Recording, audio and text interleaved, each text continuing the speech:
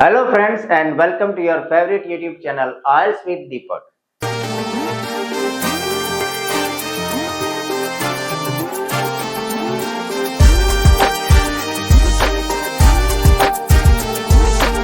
आज का जो सेशन है टॉपिक है और कुछ नहीं, आज हम पढ़ने वाले नहीं लेकिन हम देखने वाले हैं the recent changes that has been introduced by the IDP in India in the year 2025।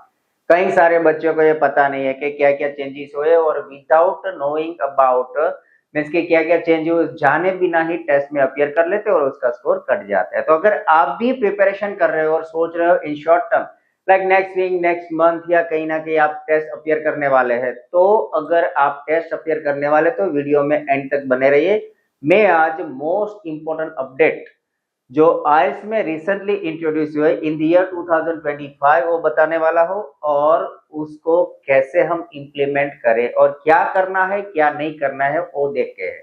So stay tune, keep watching your favourite YouTube channel IELTS with दीपक।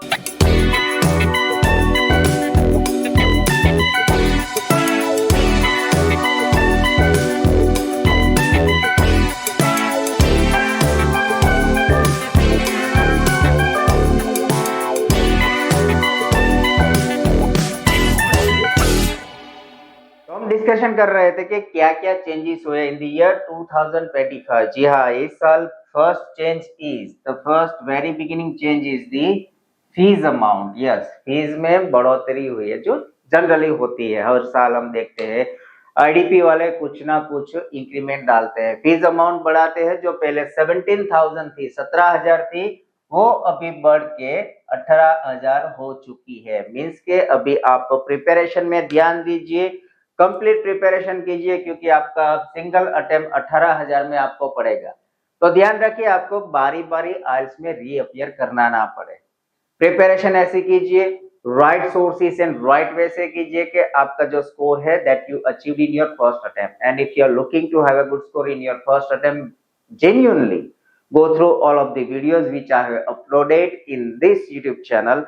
एक एक वीडियो देखिए और आपका जो ड्रीम है to achieve a score in first attempt with this amount only, it is possible. तो ये तो पहला चेंज था। Now let's move to the second change. The second change is क्या है, तो पहले हम यूज करते थे pencil for IELTS writing, listening and reading, तीनों सेक्शन में हम पेंसिल यूज करते हैं। तो अभी pencil is not allowed, means के अभी हम पेंसिल यूज नहीं कर पाएंगे, हमें यूज करना है only and only pen in black. Pen भी ब्लैक इंक वाली ही चाहिए। ओके, सो ये ध्यान रखना, आप जब भी एग्जामिनेशन सेंटर में जाओ या फिर आप प्रैक्टिस कर रहे हो, now do not use pencil while you are practising. अगर पेंसिल की हैबिट रही और आप जब भी प्रैक्टिस कर रहे हो पेंसिल से ही कर रहे हो और रियल टेस्ट में गए तो आपको दिक्कत होगी। So always use a black pen when you are practicing, you should have a black pen while you are practicing. So pencil is no more. Okay, so अभी आपको यूज करना है सिर्फ एंड सिर्फ पेन। सो आपको पेन यूज करनी है, easy है, कुछ नहीं, पेंसिल से pen. But what about the correction then? जब हम लिखते हैं कुछ वर्ड या फिर पूरा वर्ड या फिर लेटर या कुछ ना कुछ हम जो लिखने में गलती करते थे, we had an opportunity to erase it, to rub it, हम उसको निकाल देते थे, दूसरा वर्ड उसके ऊपर लिख देते थे। लेकिन अब क्या, तो देखते हैं अब कैसे करना है वो। Let's check the first reading section. Reading में क्या करेक्शन करना है या फिर हमें क्या ऐसी लाइक चेंजेस जो इन लोगों ने इंप्लीमेंट किए तो उसको कैसे हम ध्यान रखेंगे। Okay, so first we are going to check about the reading। Reading में हमें पता है कि जो क्वेश्चन पेपर दिया जाता है, जो हम बात कर रहे हैं पेन पेपर की है, there are two types of IELTS as of now. कि पहली जो है पेन पेपर है, दूसरी है सीडी आइल्स यानी कि कंप्यूटर डिलीवर्ड आइल्स। हम कंप्यूटर पे भी आइल्स दे सकते हैं। अगर आप कंप्यूटर से फेमिलियर है, आपको टाइपिंग, आपकी ऑन स्क्रीन रीडिंग हैबिट अच्छी है, you can go for the CD IELTS. लेकिन जिनको कंप्यूटर की लिटरेसी नहीं है, कंप्यूटर से like typing, the keyboard and on screen reading habitual नहीं है, तो वो बच्चे ज्यादातर पेन पेपर यूज करते हैं। सो पेन पेपर में देखते हैं रीडिंग में हमें क्या है। रीडिंग में जो हमें नंबर ऑफ पैसेज दिए जाते हैं उसके आंसर शीट जो होती है हमारी कुछ ऐसी होती है। ओके, आंसर जो हमें लिखना है, लाइक देयर आर नंबर्स लिखे होते हैं यहाँ पे। ओके, तो ये जो हमारी आंसर शीट है, यहाँ पे मान लो कि 5 6 7 8 9 10 ऐसे यहाँ पे हमें हमारे आंसर लिखने होते हैं। जो भी आंसर हम लिखते हैं वो अभी we are not suppose to use और we are not allowed to use a pencil, we have to write the answer straight away with a black pen. तो पेन से ही लिखने तो क्या करना है, हमें ध्यान रखना है कौन सी ऐसी बात है। फर्स्ट थिंग, जब हम कोई वर्ड लिखते हैं, पहला तो कैपिटल में आप आंसर लिखिए। Always do not use small letters और combination of capital and small. Always your writing answers, your answers for listening and reading must be in a capital. अगर स्मॉल और लाइक कैपिटल कॉम्बिनेशन करते हैं, कौन सा letter capital आ गया कौन सा स्मॉल आ गया वो हमें याद नहीं रहता, पता नहीं रहता, और रीडिंग का इतना ज्यादा कंफ्यूजन होता है, पैनिक होता है, तो भूल जाते हैं। So it is advisable always use capital letters for listening and for reading both. ना for time for the correction. अभी करेक्शन कैसे किया जाए, मान लो कि यहाँ पे मैंने ये जो वर्ड था लिखा है सही है, दूसरा मैंने लिखने गया तो कुछ ऐसा हो गया, तो अभी क्या हुआ कि ये आगे पीछे है, रॉन्ग लिख दिया मुझे, तो मैं क्या करूंगा, ऐसे काट दिया और ऐसे लिखा, तो ये होगा गलत, ऐसे नहीं लिखेंगे। कई बार ये भी होता है कि हमने मान लो यहाँ वर्ड लिखा है, कुछ भूल गए, तो यहाँ हमें लेटर ऐड करना है, जो नॉर्मली हम राइटिंग में करते हैं, तो यहां से हम अगर यहाँ पे कुछ लिख दिए तो ये भी गलत होगा। या फिर हमने कुछ ऐसा लिखा कि करेक्शन करना है, एक ही लेटर में कुछ इश्यू आया तो यहां हमें करेक्शन कर दिया या फिर इसको ओवरराइट कर दिया, कुछ भी कर दिया तो भी गलत है। तो ध्यान रखिए, ये जो सारी मेथड है ऐसे हम यूज नहीं करेंगे, मीन्स की ऐसी गलतियां हम कभी भी करेंगे नहीं। ना तो हम वर्ड को क्रॉस करें, इंडिविजुअल लेटर को, या फिर पूरा वर्ड है मान लो कि ऐसे भी लिखते हैं, यहां हमने लिख दिया वर्ड, कई बच्चे ऐसे करते हैं क्रॉस कर दिया फिर यहाँ ऊपर लिख दिया, तो ये भी गलत होगा। कुछ भी नहीं करना है हमें, जो भी हमने एक बार लिख दिया, once something is written on your answer sheet, that means it is written, it is done, we cannot change, we cannot undo the situation or the thing। याद रखिए, आपको जब भी करेक्शन करना है ये गलती नहीं करेंगे, ना तो हम किसी लेटर को काट के ऊपर लिखेंगे या फिर ऐसे यहाँ पे कुछ थोड़ा सा ऐसा सिंबल करके ऊपर नया वर्ड डाल देंगे, ऐसा भी नहीं करेंगे। ना तो हम ओवरराइट करेंगे दोबारा, लाइक डार्क अक्षर, लाइक डार्क लेटर कर देंगे, वो भी नहीं करेंगे, पूरा वर्ड काट के ऊपर भी नहीं लिखेंगे। तो क्या करना है, करना कुछ नहीं। मान लो कि ये जो वर्ड था, चाहे एक लेटर में गलती है, लेटर आगे पीछे हुआ है, कुछ भी गलती है, हमें इसे करेक्ट करना है। Simple, just cut it down once. आपको क्या करना है, सिर्फ एक लाइन लगानी है उसे, just cut it down once, एक बार ही उसे काटिए। और जो आपके पास यहाँ पे स्पेस होगी, आपकी जो आंसर शीट है उसके दोनों साइड आप देखे तो स्पेस होती है, क्योंकि हमारा आंसर लिसनिंग एंड रीडिंग में इतने लेंथी नहीं होते हैं, सिंपल वर्ड्स ही होते हैं। तो उसे हमने काट दिया और यहाँ पे हमारा जो करेक्ट आंसर है वो हम लिखेंगे। समझ गए?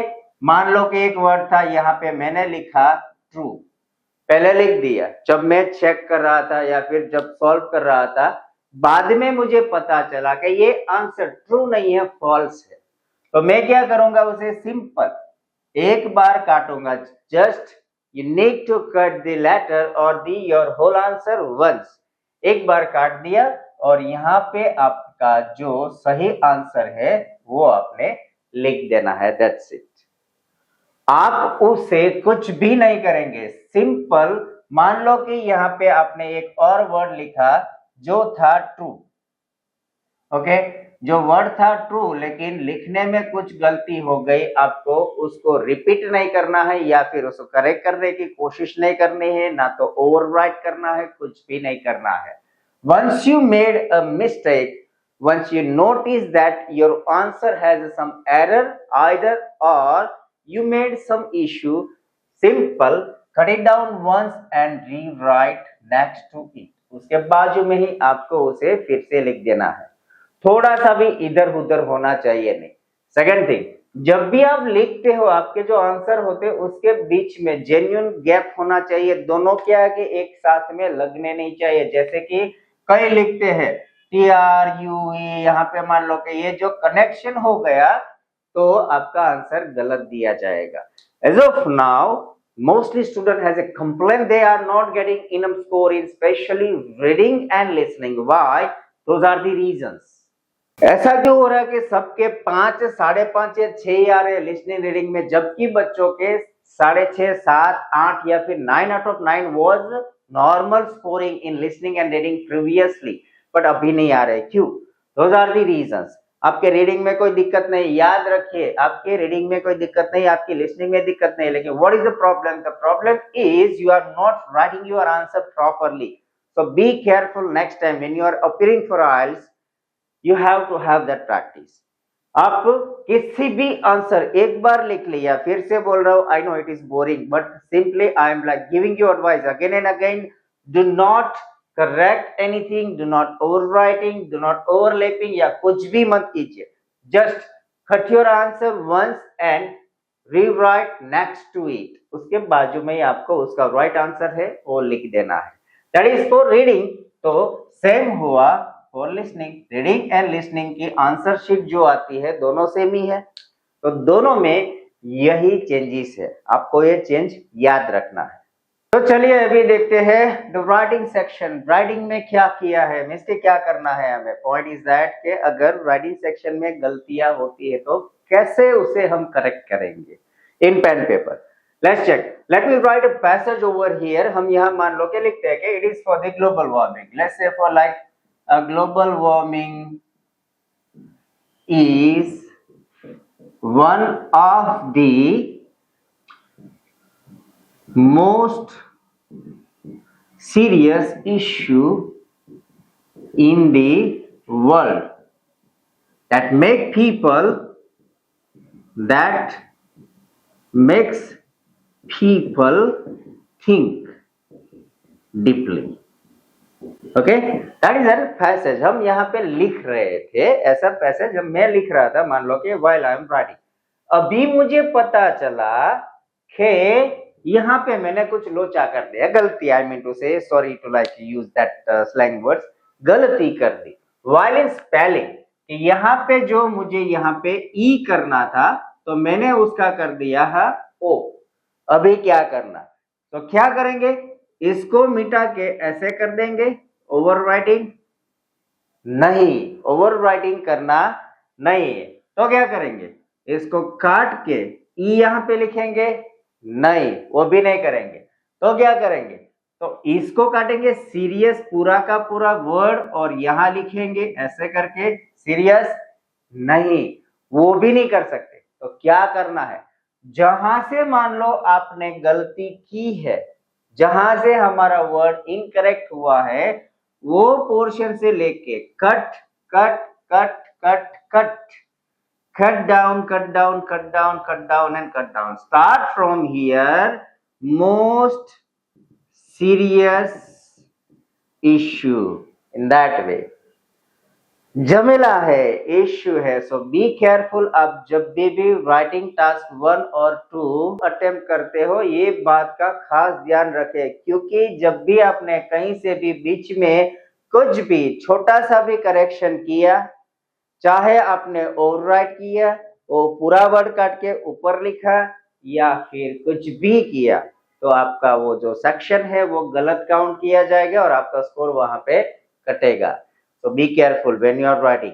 मान लो कि यहाँ हम लिखते हैं serious issue which is being face, और मान लो कि एक लाइक वर्ड हमने गलत लिख दिया, तो उसे आप क्या करना है, कुछ नहीं, जब हम लिख रहे हैं व्हाइल आई एम राइटिंग, यहाँ अभी आगे कुछ नहीं लिखा, लिख रहे और ये वर्ड मैंने गलत लिख दिया, तो just cut down the word and rewrite, okay, which is being faced by the world now a days. तो हम ऐसे मान लो कि while I'm writing या attention है मेरा शुरू है और वहां पे कंटिन्यूटी में ही कुछ एक वर्ड में इश्यू हुआ, I can cut it and rewrite next to it, but अभी मान लो मैंने पूरा पैसेज लिख लिया और मुझे पता चला is one of, और यहाँ पे अभी आर्टिकल आना नहीं था या फिर मैंने यहाँ वन ऑफ अ इश्यू लिखा था, मान लो कि फॉर एग्जांपल ऐसे वन ऑफ अ इश्यू, और मैं जब उसे रीचेकिंग कर रहा हूँ लास्ट में, तब मुझे पता चला कि यहाँ पे global warming is one of a most, तो मुझे सुपरलेटिव डिग्री यूज करनी थी, तो मैंने आर्टिकल डाल दिया। तो क्या ऐसा करके यहाँ लिख सकता हूँ? नहीं, ऐसा नहीं, आपको फिर से क्या है, ये सारा आप काटो एंड यहाँ से शुरू करो। डर गए? डरना जरूरी है क्योंकि ये होता है, आपने एक वर्ड काटा तो प्रॉब्लम हो गई। तो आप जब भी लिखो, what I advice is for writing task 2, ऐसे राइटिंग आप जब करते हो तो आपको क्या करना है, ये गलतियां ना हो। तो फर्स्ट आप एडवांस में पहला तो स्टेप है, आप क्वेश्चन बराबर समझे, उसको ऑन टॉपिक आप ब्रेनस्टॉर्मिंग करें। आपने जब ब्रेनस्टॉर्मिंग कर ली, आपने आइडियाज अलग अलग लिख लिए, इंपॉर्टेंट वर्ड्स, कौन सी ग्रामर कैसे कहाँ आप यूज करेंगे, कौन से वोकेबलरी, कौन से लिंकर, सारा का सारा आपने एडवांस में प्री प्लान कर लिए और आप लिखना शुरू कीजिए, तो आपसे गलती नहीं होगी। और फिर भी अगर होती है, so I would advise go for CD IELTS, straight away solution. आप कंप्यूटर डिलीवर जाओ, प्रैक्टिस करो थोड़ा बहुत, तो ये गलतियां नहीं होगी। अगर आप पेन पेपर जाते हो तो कुछ ना कुछ गलतियां होती है, तो आप प्रैक्टिस कीजिए। प्रैक्टिस में इतनी लाइक काइंड ऑफ फ्लुएंसी होनी चाहिए आपकी कि कोई भी गलती रहे नहीं, not even a single error. एक छोटी सी गलती भी अगर आपसे हो गई सो आपका स्कोर कटेगा, तो बी केयरफुल। आप अगर कंप्यूटर से आपकी थोड़ी सी भी लिटरेसी है, ऑन स्क्रीन रीडिंग आपकी हैबिट है थोड़ी बहुत, तो सीडीआईएल्स जाइए, अगर नहीं है तो प्रैक्टिस कीजिए, क्योंकि आइल्स जो करीबन आप मानते हो तो लाइक 90 डेज तो लग ही जाता है बच्चों को प्रैक्टिस करने में, on an average like 60 to 90 days सभी बच्चे लेते हैं। तो उतने टाइम में आपको कंप्यूटर में हैंड आराम से आ जाएगा, ज्यादा कुछ लिखना नहीं, ज्यादा टाइप नहीं करना, ड्रैग एंड ड्रॉप है, सारा इजी है। अगर ऐसा तो मैं आपको सीडीआईएल्स के लिटरेसी के बारे में लाइक कैसे है सीडीआईएल्स, वो भी एक वीडियो अपलोड कर दूंगा, आप देख लेना। सही है, इजी है, तो इससे आप बच पाओगे। So those are the changes that just I have mentioned. So friends, आपका कोई भी रिलेटिव्स है, फ्रेंड ग्रुप में है, या फिर आप जिसको भी जानते हो जो रिसेंटली आइल्स की प्रिपरेशन कर रहे हैं और उसे पता नहीं है ये चेंजेस, तो ये वीडियो इन सभी को भेज दीजिए, तो उनको भी पता चले कि वो बारी बारी अटेम्प्ट दे रहे तो कहाँ गलती हो रही। तो ये तो नहीं है ना कहीं गलती, इसके करेक्शन वाला जो पॉइंट है, चेंजेस आए हैं, पेंसिल की जगह जो पेन यूज करनी है, तो ये गलतियां mostly student 90% of students are doing the same error. So friends, those are the major changes that recently implemented in the year 2025 by the IELTS from the IDP agency in India. So I want you to be alert, be careful and stay awake. Keep preparing your IELTS, और अगर आप अभी भी सोच रहे हो क्या करना, पेन पेपर या CDIELTS, so my personal vote goes for CDIELTS, computer deliver IELTS। देखते रहिए आपकी favourite YouTube channel IELTS with Deepak, और यूट्यूब जो है, आपने अभी तक हमारी चैनल को लाइक शेयर एंड सब्सक्राइब नहीं किया तो कर दीजिए और बेल आइकन भी प्रेस कर दीजिए।